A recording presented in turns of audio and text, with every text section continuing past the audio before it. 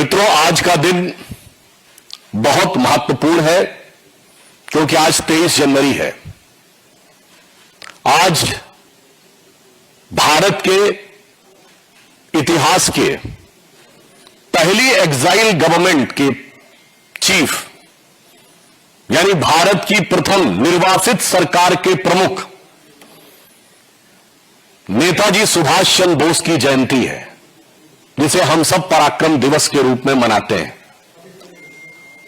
वो 1943 में उन्होंने भारत की पहली निर्वासित सरकार बनाई और किसी वाइसरॉय या गवर्नर जनरल से शपथ नहीं ली थी।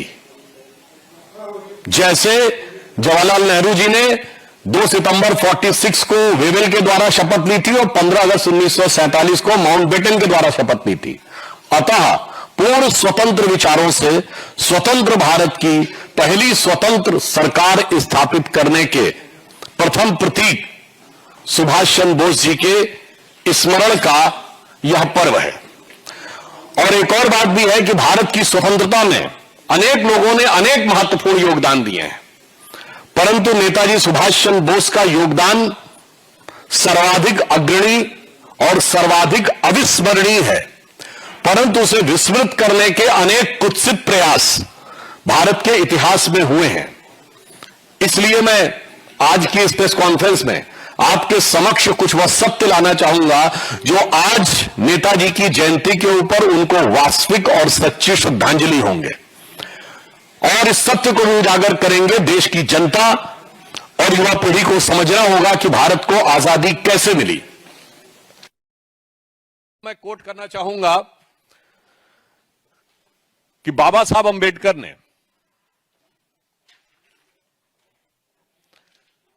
1955 में बीबीसी को दिए अपने इंटरव्यू में कहा है, जो उनकी वॉइस में अवेलेबल है। उन्होंने बहुत स्पष्ट रूप से कहा है कि भारत को जो आजादी मिली वो इसलिए मिली क्योंकि भारतीय सेना के सैनिकों की वफादारी अंग्रेजों के प्रति नहीं रह गई थी। उन्होंने साफ लिखा है, भारतीय सैनिकों की अंग्रेज सरकार के लिए वफादारी कभी नहीं बदलेगी, ये वो सोचते थे, लेकिन सुभाष चंद्र बोस की वजह से अंग्रेजों का यह भरोसा पूरी तरीके से चकनाचूर हो गया। Baba Saheb Ambedkar to its interview to BBC in 1955, ये वीडियो में भी अवेलेबल है, आप जाकर देख सकते हैं। और उसमें उन्होंने अन्य नेताओं के प्रति क्या बोला उसके बारे में मैं टिप्पणी नहीं करना चाहता, आप स्वयं जाकर देख लें।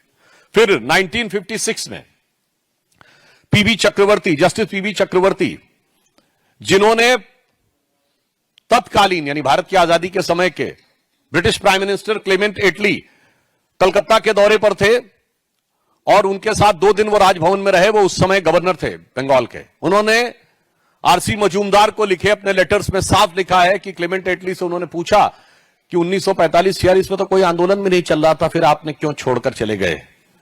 तो उन्होंने कई कारण गिनाए और सबसे प्रमुख कारण गिनाया कि नेताजी सुभाष चंद्र बोस की वजह से जो ब्रिटिश आर्मी के भारतीय सैनिक थे उनके ऊपर भरोसा करना मुश्किल होता जा रहा था। और फिर उन्होंने पूर्ण सम्मान के साथ मैं कहना चाहता हूं, ये पीबी चक्रवर्ती जी ने कहा, हमने नहीं कहा, उन्होंने गांधी जी के योगदान के बारे में कहा। तो ये according to PB Chakravarti, Clement Attlee said minimal. अब मैं आपको उसके आगे की बात बताना चाहता हूं, बड़े गौर से सुनिएगा। भारत की आजादी से चंद महीने पहले स्टीफर्ड क्रिप्स, जो क्रिप्स मिशन लेकर भारत आए थे, उन्होंने 18 जुलाई 1946 को ब्रिटिश पार्लियामेंट के हाउस ऑफ कॉमन्स में कहा कि भारत में अब माहौल पूरी तरीके से बदल चुका है। यह माहौल 1942 का नहीं है, ना ये 1920 और 30 का है। और वो ब्रिटिश सैनिक, वो भारतीय सैनिक जिन्होंने ब्रिटिश फौज में सेकेंड वर्ल्ड वॉर में हमारी बहुत सेवा की, अब उनके अंदर का वातावरण बदला हुआ नजर आ रहा है। Who is saying this? Stafford Cripps in British Parliament, House of Commons on 18 July 1946। अब आपको और गंभीरता से बताता हूं, बिल्कुल साफ हो जाएगा कि आजादी में किसका बड़ा योगदान था। ब्रिटिश जनरल क्लॉड ऑकिनले 24 नवंबर 1945 को वाइसराय को एक लेटर लिखता है कि आजाद हिंद फौज के सैनिकों के विरुद्ध लाल किले में जो ट्रायल चल रहा है इसको रोक दिया जाना चाहिए, क्योंकि भारतीय सैनिकों में जिस प्रकार का असंतोष पनप रहा है वो बहुत खतरनाक स्तर पर जा सकता है।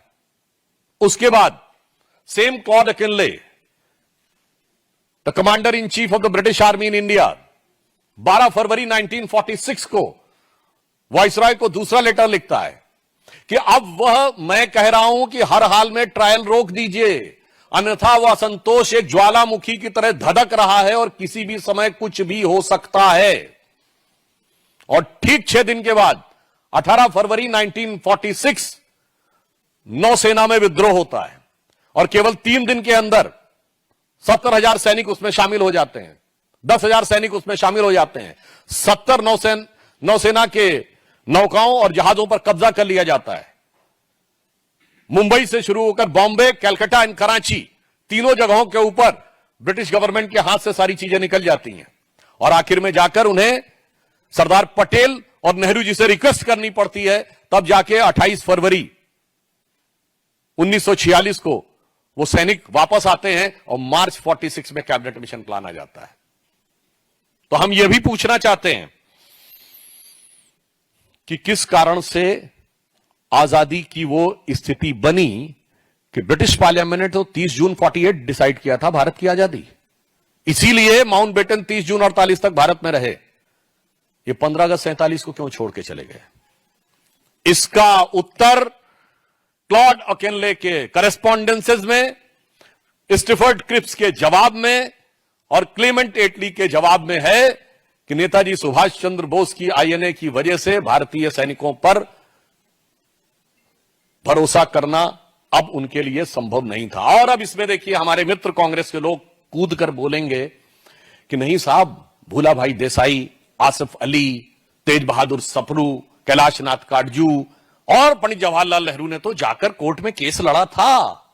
कब लड़ा? नवंबर 1945। अब जरा आप गौर से सोचिएगा, यही समय है जब ब्रिटिश जनरल एक गोपनीय रिपोर्ट वाइसराय को भेजता है और इस बात का खुलासा आगे भी होता है कृपलानी की किताब में भी, जिसमें वो कहते हैं साहब इसलिए लड़ने वकील बन के गए थे 25 साल के बाद, ताकि उनको समझ में आ गया था कि भारतीय जनता का विचार बहुत अगेंस्ट में जा सकता है। मगर उनकी असलियत क्या थी, यह बात एक कम्युनिस्ट राइटर सुमित सरकार ने लिखा है आसफ अली को कोट करते हुए कि उन्होंने कहा हम लड़ तो रहे हैं नेहरू और हम, मगर आश्वस्त रहिए हम इन सैनिकों को न सैनिक का भत्ता, न सैनिक का सम्मान, न सैनिक की पेंशन और न सैनिक के रूप में बहाल करेंगे। और यही हुआ।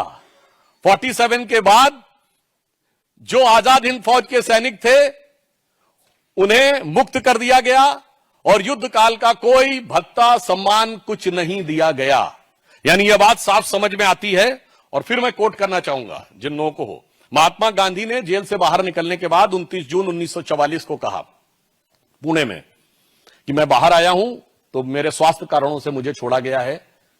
उन्होंने साफ साफ यह कहा कि इस रिहाई के पीछे मेरी ताकत नहीं है, रिहाई आप लोगों की वजह से हुई है और वर्तमान समय में हम कोई आंदोलन शुरू नहीं कर सकते।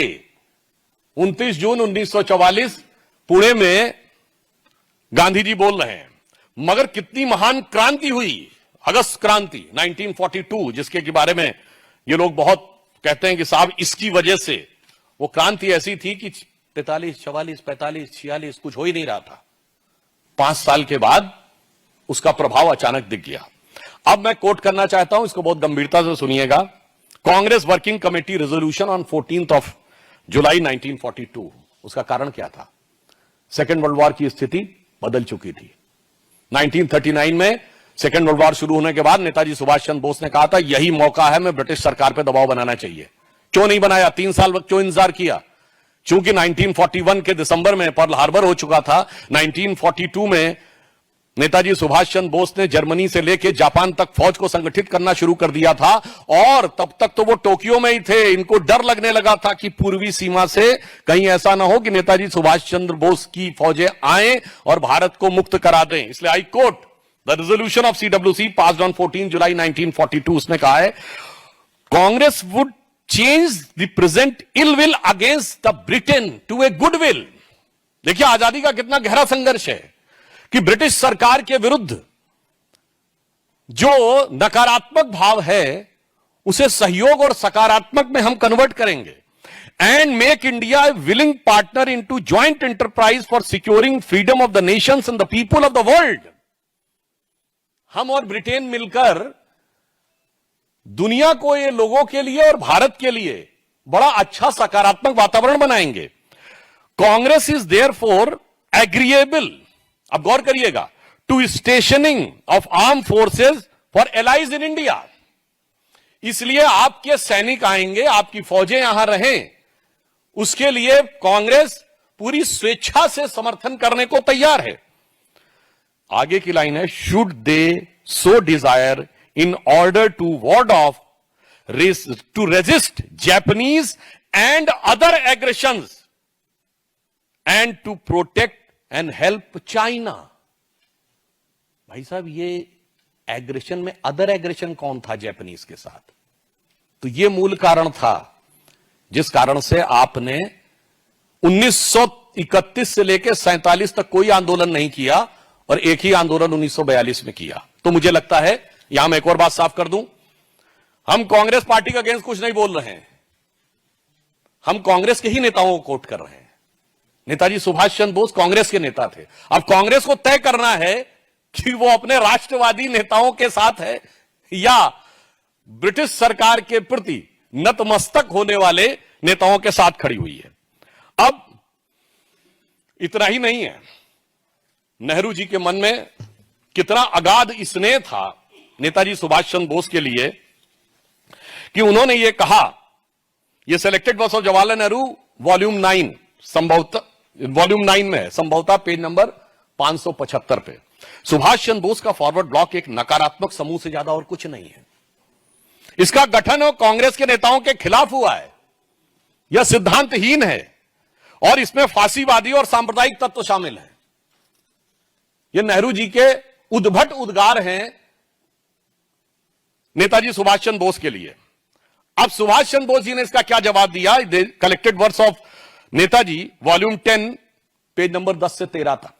मैं पंडित नेहरू से पूछना चाहता हूं कि फॉरवर्ड ब्लॉक की नीतियों में उन्हें कहां फांसीवाद और अवसरवाद नजर आता है। मैं जानना चाहता हूं कि फॉरवर्ड ब्लॉक का कौन सा सदस्य फांसीवादी है या मैं उन्हें अवसरवादी कहूंगा कि वे खरगोशों के साथ दौड़ते हुए कुत्तों के साथ मिलकर शिकार करते हैं।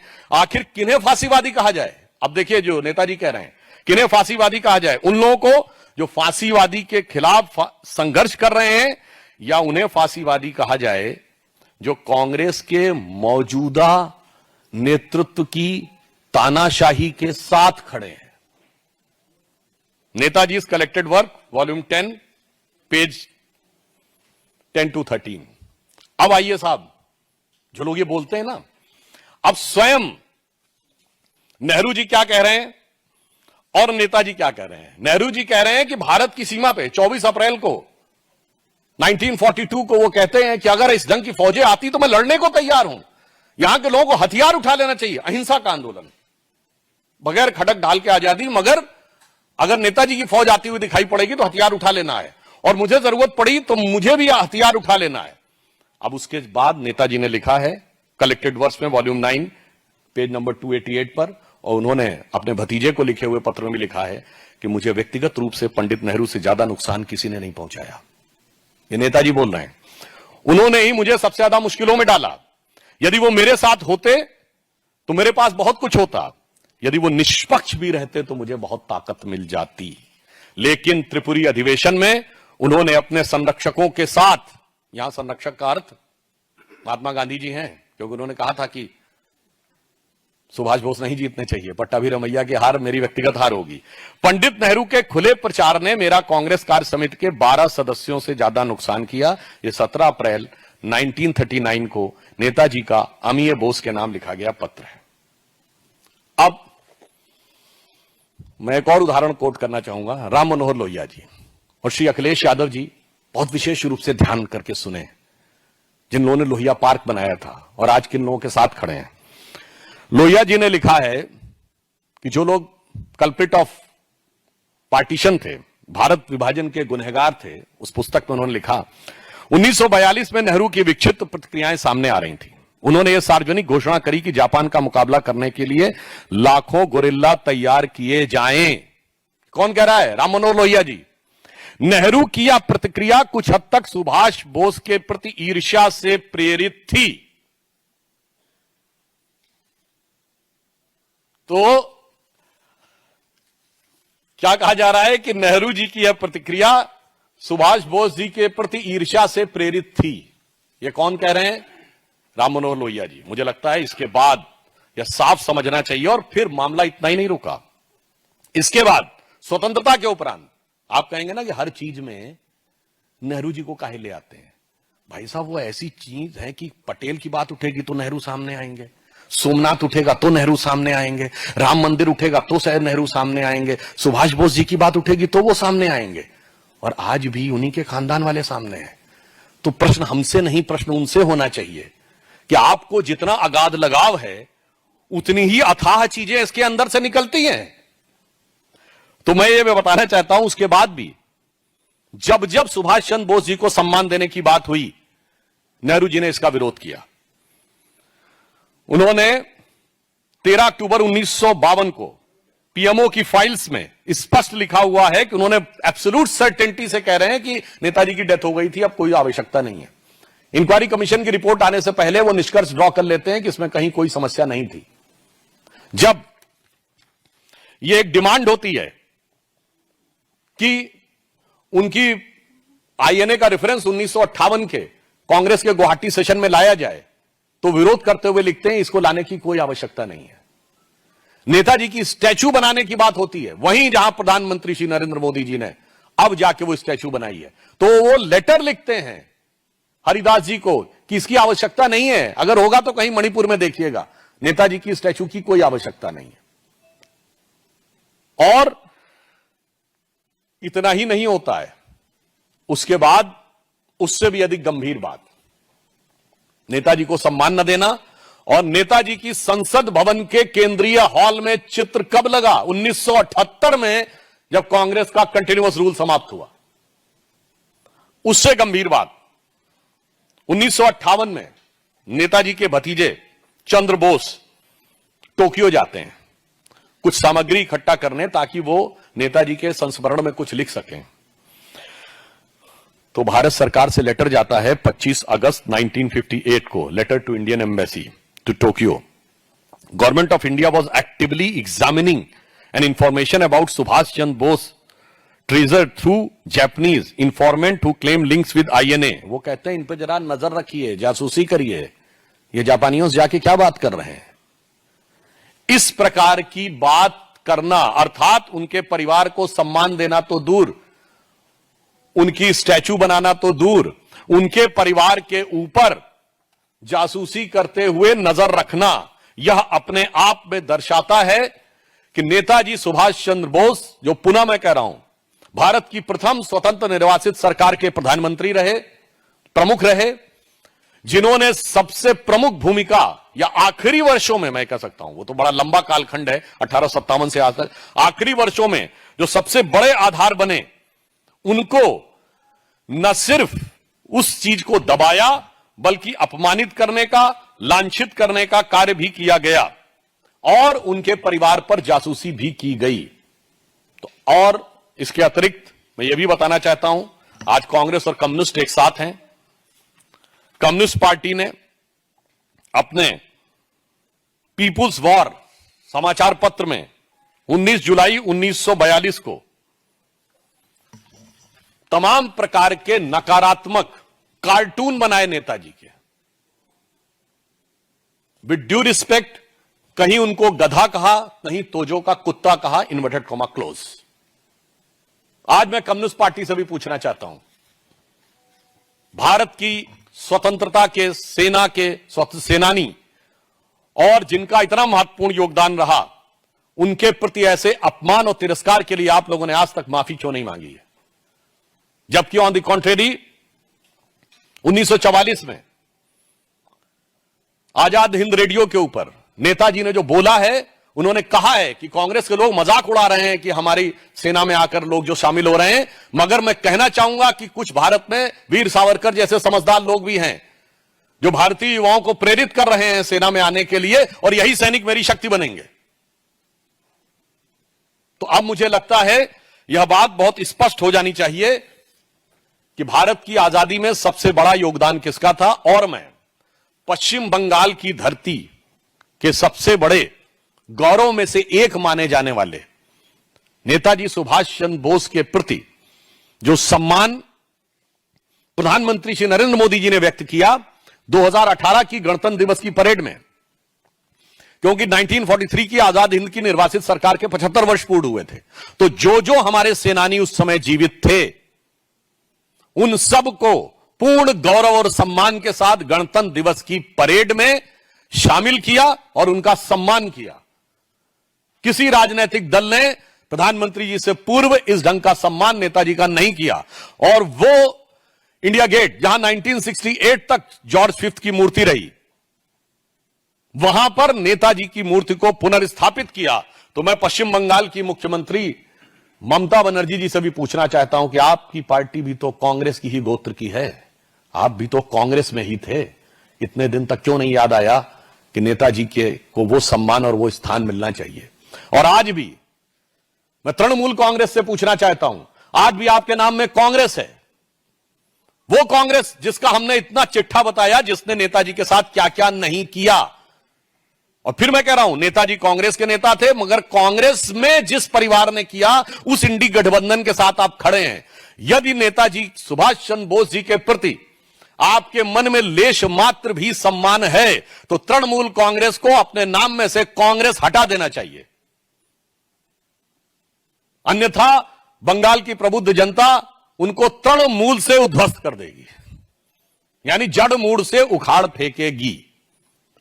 तो मैं अंत में सिर्फ इन पंक्तियों को कहते हुए नेताजी को श्रद्धांजलि देना चाहता हूं जो मैंने बचपन में पढ़ी थी, सुनी थी, कि आजादी के समय कहा गया था कि नेताजी तुम कहां छुपे हो, याद तुम्हारी आती है, भारत के बच्चे बच्चे की भर भर आती छाती है, दिल्ली चलो तुम्हारा नारा देखो पूर्ण हुआ है, परदेसी का भाग्य सितारा पिसकर चूर्ण हुआ है, उल्टे तंबू अंग्रेजों के पड़ी बैर के खाली, तेरी दिल्ली आज मनाती घर घर खुशी दिवाली, सदियों पीछे आज जमाना भारत में आया है, जब अशोक का चक्र पुनः गतिविधि से लहराया है।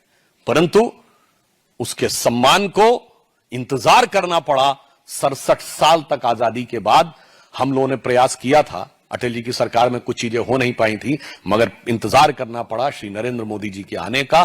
तब मैं कह सकता हूं कि नेताजी ने जिस दिल्ली चलो का नारा दिया था, उस दिल्ली के केंद्र में इंडिया गेट के ऊपर नेताजी सम्मान के साथ मोदी जी के शासनकाल में आकर स्थापित हुए। धन्यवाद।